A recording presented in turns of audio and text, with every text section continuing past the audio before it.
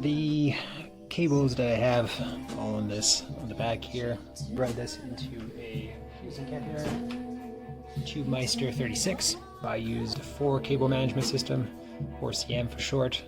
I run a send from here into the input of my amp, turn, which is coming out of the send from the amp.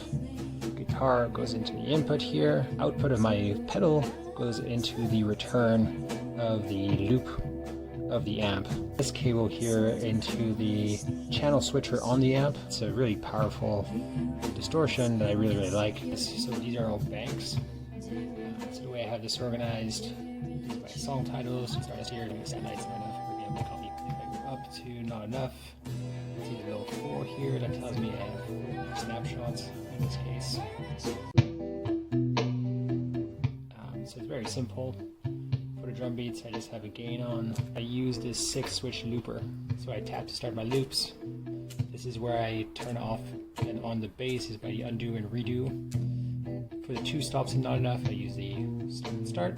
The bass guitar, simple pitch, set down to -12, which gives me an octave down, so it gives you bass sort of sound with 100% mix. I loop the chorus bass, a really high pitch solo-ish guitar that we do. Use Cosmo. I always play with my delays and amount of mix, so how much of it there is, what the timing is, and the amount of feedback sometimes. Go and the Minotaur, which is a overdrive, build the beat, do this high guitar at the beginning, back to bass during the first verse, getting ready to turn the chorus bass back on, so I tap on that, and then I go to my tremolo guitar. So